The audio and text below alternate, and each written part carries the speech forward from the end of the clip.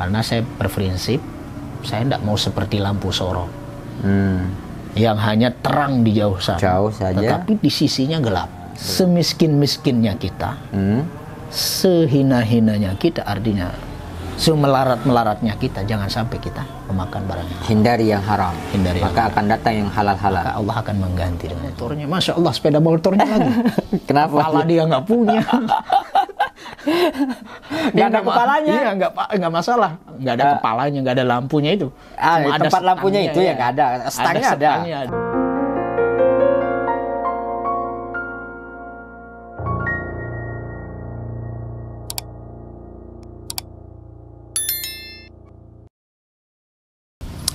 Halo, assalamualaikum warahmatullahi wabarakatuh. Selamat sore teman-teman Bu Guru Ngaji. Hari ini saya kedatangan tamu istimewa ini. Ada Ustadz Ocet, Ustadz Ihsan. Beliau tiba-tiba mampir ke rumah, dan memang biasanya kalau lagi dakwah di Janda Pria itu selalu mampir ke rumah ini. Ngobrol-ngobrol soal apa ya?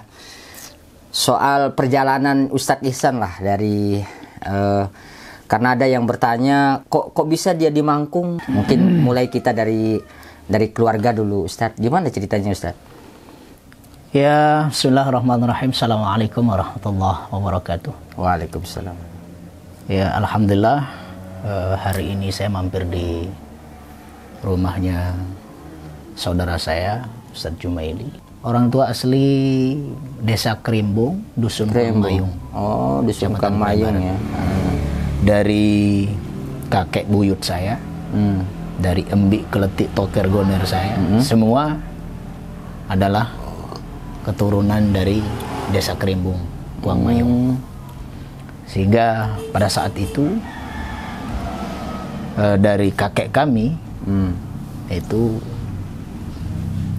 ada alasan bahwa di tempat kami di Kuang Mayung itu ada tanah lahan yang sangat sempit untuk pembangunan rumah, sehingga mereka transmigrasi. Gitu. Transmigrasi karena di wilayah selatan di Desa Mangkung Jangki Jawa Dusun Modak itu ada tanah pemerintah yang belum dimiliki oleh masyarakat. Tanah GG istilahnya dulu GG, ya. Tanah GG. Sehingga masyarakat yang pergi ke sana, istilah ngagum-ngagum bahasa Lombok. Iya. Kemudian kakek kami punya anak di situ. Oh, sejak kakek ini. Jadi dari sejak kakek. Tapi bapak lahir di Krimbung. Bapak lahir di Krimbung, ibu saya lahir di Krimbung. Kalau Ustadz Ihsan? Kalau saya lahir di Desa Mangkung. Oh, di Desa Mangkung. Tapi kenapa kadang bahasa saya bahasa Krimbung, karena di lingkungan kami, sekeluarga kami bahasa Krimbung semua. Bahasa Krimbung semua ya. Oh, berarti di Modak itu sendiri tuh banyakan orang ini ya, orang sini ya.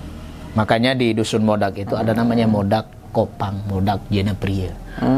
Gitu. Jadi satu kampung, satu dusun itu yang di bagian utara itu mereka orang sini semua, orang Desa Krimbung. Orang Desa Krimbung ya. Satu tundun ya. Satu tundun, satu keluarga lah. Satu keluarga, gitu ya. Satu nasabnya.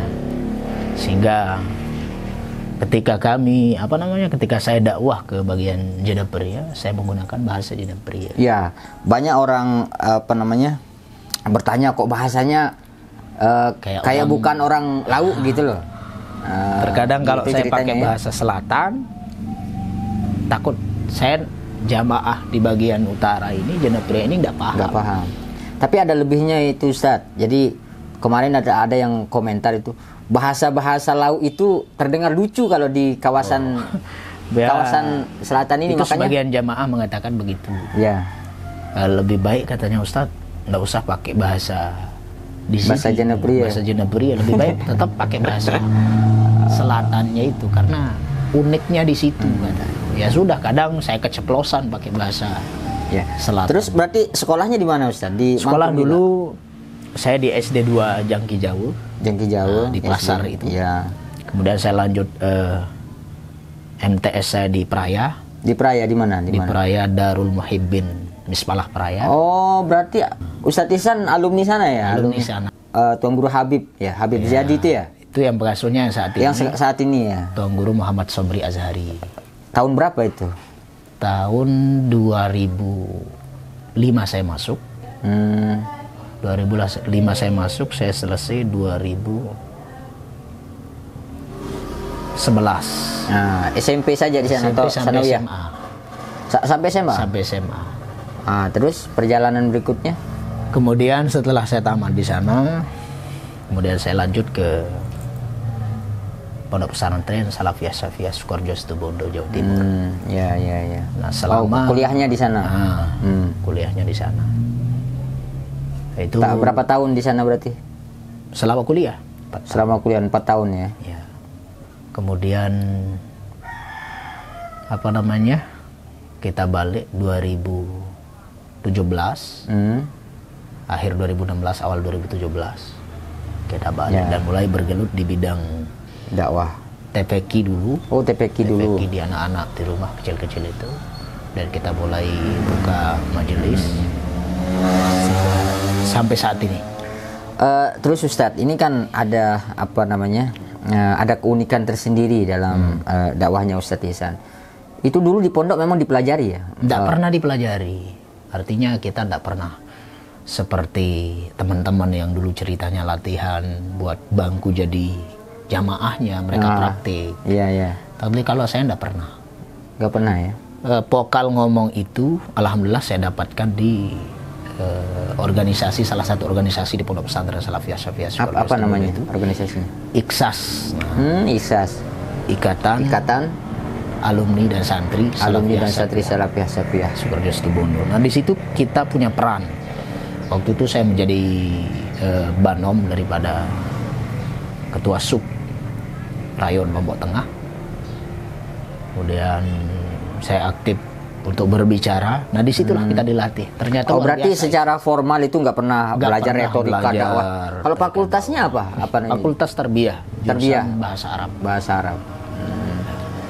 Nah, kemudian setelah pulang ke rumah itu gimana ceritanya kok mulai diundang-undang sama orang itu, gimana ceritanya? Dulu saya mulai berdakwah dulu di kampung saya dulu. Di Modak? Di Modak itu saya tidak keluar dulu. Saya punya dakwah di masjid saya. Kemudian setelah di masjid berjalan 1 tahun, kemudian saya pindah ke yayasan yang sedang kita bangun, mulai pengajian. Saya undang tuan guru luar. Sampai pernah saya undang habaib, itu Al-Maful Habib Ja'far bin Utsman. Saya undang ke rumah dan tuan guru pun banyak yang hadir. Nah, tuan guru ini mengundang saya ke majelisnya mereka. Jadi saling undang gitu ya? Saling undang. Ketika saya tampil untuk ngasih ceramah di depan jamaahnya tuan guru ini, ada yang tertarik jamaah lain. Tuan guru yang lain juga ada yang tertarik, sehingga tuan guru itu mengundang saling undang gitu ya? Saling undang. Sampai berjalannya waktu, alhamdulillah, dari 2017 sampai saat ini kita mulai keluar. Keluarnya dakwah itu dari 2018. Dari 2018. Saya 1 tahun itu fokus terhadap jamaah saya di rumah.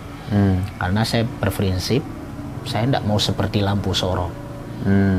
Yang hanya terang di jauh saja. Tetapi di sisinya gelap. Saya ingin seperti lampu neon. Lampu yang keras yang menerangi keseluruhannya di dekat kita maupun di tempat yang jauh.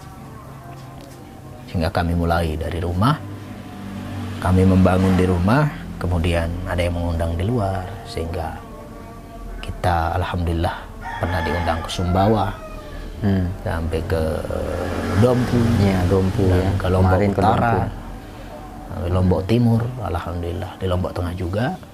Bahkan kita juga rencana untuk malam hari Senin malamnya itu kita akan berangkat ke Sumbawa lagi untuk acara peringatan Isra Mi'raj. Saya lihat Ustadz Ihsan ini termasuk yang paling gencar itu, walaupun pakai sepeda motor. Saya tahu Ustadz Ihsan dulunya pakai sepeda motor ya sebelum ada ini ya. Disitulah itu perjuangan yang jangan sampai mengurangi rasa ikhlas kita di dalam berdakwah. Kami hanya membayangkan saat ini kami pakai sepeda motor. Dulu Rasulullah pakai unta. Dan berjalan berbulan-bulan.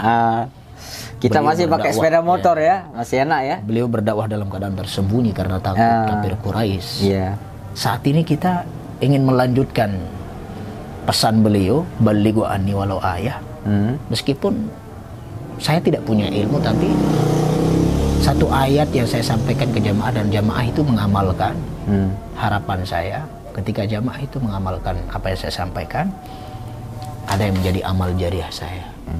Jadi mengamalkan ilmunya, sanatan. Ya. Tempat yang pelosok, kena hujan di salah satu diskotong. Iya, diskotong timur, ya. Diskotong timur itu luar biasa perjuangan teman-teman di tempat itu. Yang luar biasa jalannya menanjak. Kalau pakai sepeda motor yang matic ini, kayaknya nggak mampu naik ke sana. Berarti pakai apa ke sana itu? Pakai sepeda motor kayak pakai trail motor itu yang gigi-gigi nih kayak trail itu ya. Itu pakai naik ke atas. Sehingga saya bertanya, apakah ada rumah di atas itu? Banyak katanya. Sehingga saya sampai di situ, ternyata masya Allah ada bangunan madrasah, ada mukim jamaah dan jamaahnya juga banyak yang hadir. Itu salah satu saya termotivasi bahwa ya Allah, teman saja di atas gunung yang begitu luar biasa jalannya, semangat ya, semangat untuk menegakkan agama ini. Masa saya yang pakai sepeda motor harus lemah di situ? Sehingga kami tidak melihat waktu. Kadang pulang jam 12 malam, kadang jam 1 malam. Itu masih jomblo dulu ya, sebelum ada nyonya ya. Nyonya. Tapi sekarang sudah nyonya nggak bisa ya pulang malam ya. Tetap saya pulang jam 12, jam 1. Udah ada cikal bakal? Masih proses. Masih proses. Belum diizin oleh Allah. Ya, saya lupa Ustadz, saya ucapkan bela sungkawa meninggalnya Bapak kemarin itu. Mudah-mudahan husnul khotimah. Insyaallah. Terus sedikit Ustadz.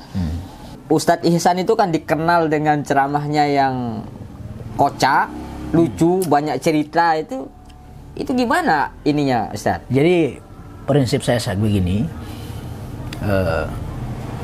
yang namanya senang, bahagia itu sangat kita dianjurkan dalam agama. Iya, betul. Kesenangan itu adalah suatu perkara yang sangat kita dianjurkan dalam agama. Lebih-lebih mereka akan senang di tempat ibadah. Nah, jadi mungkin tidak semua kata yang dia bisa ambil, dia bisa dengar, dia bisa masukkan, dia bisa amalkan.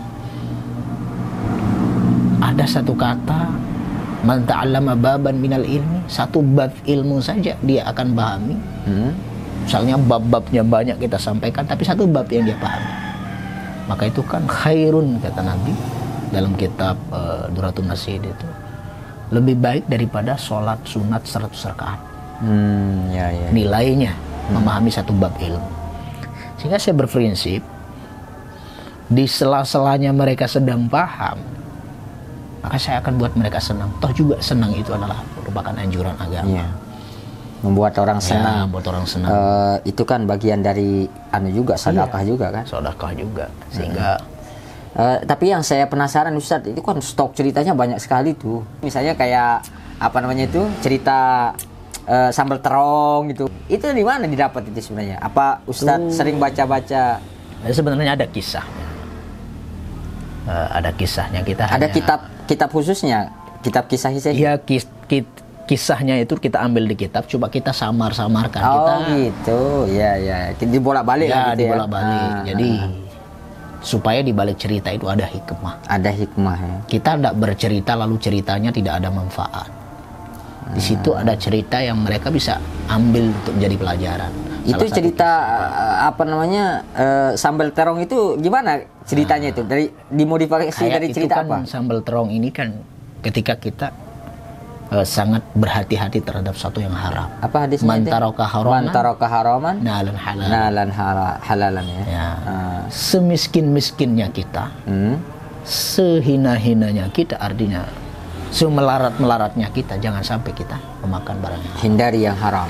Maka akan datang yang halal-halal. Maka Allah akan mengganti dengan yang Sehingga kisah yang tadi itu, dulunya miskin luar biasa, tetapi karena tindih terhadap barang yang haram, maka Allah ganti. Itu sangat related sekali dengan kehidupan kita saat ini kan. Kadang-kadang orang untuk mendapatkan sesuatu itu kan dengan jalan yang haram, segala cara. Sangat memotivasi itu.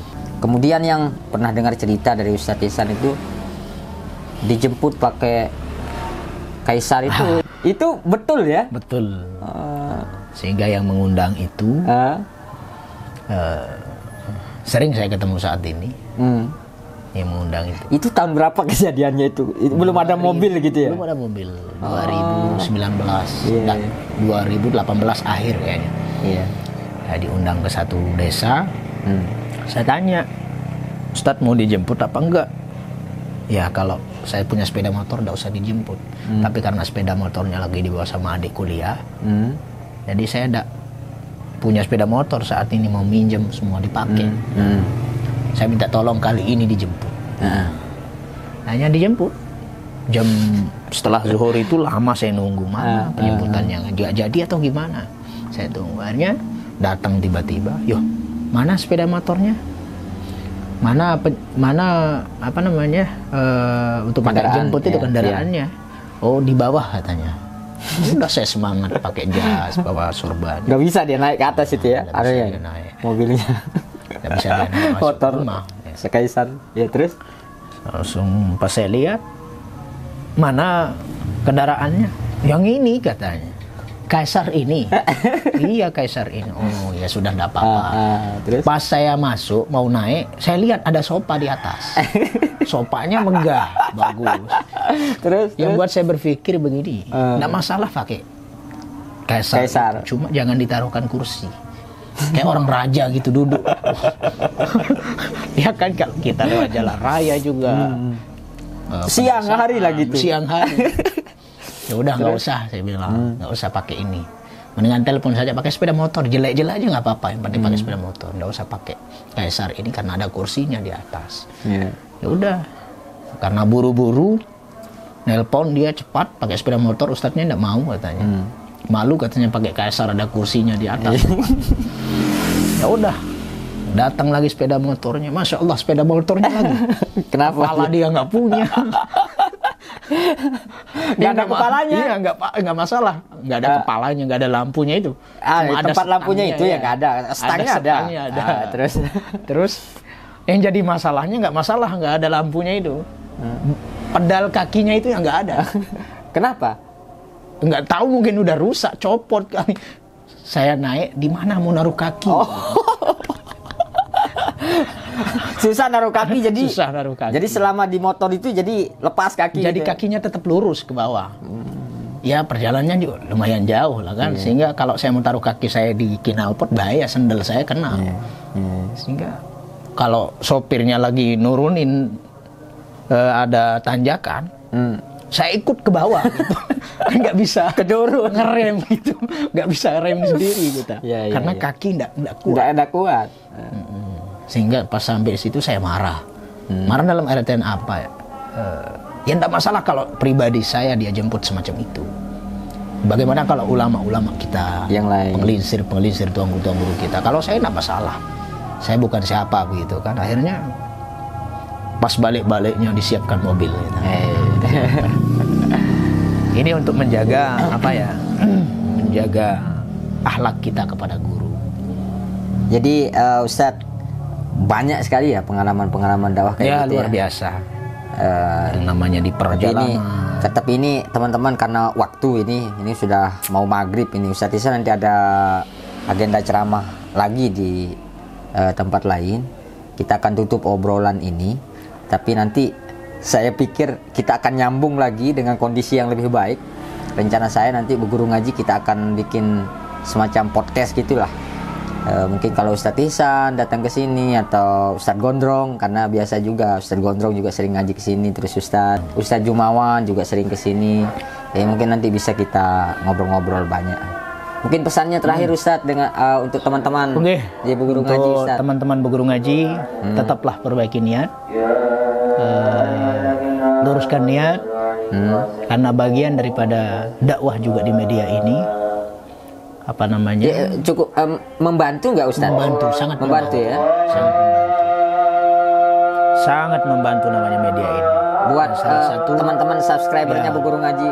Buat teman-teman subscriber Bu Guru Ngaji, tetap terus pantau ya. Pantau, hidupkan loncengnya. Ini udah lama ceramahnya Ustadz Ihsan gak diupload di Bu Guru Ngaji.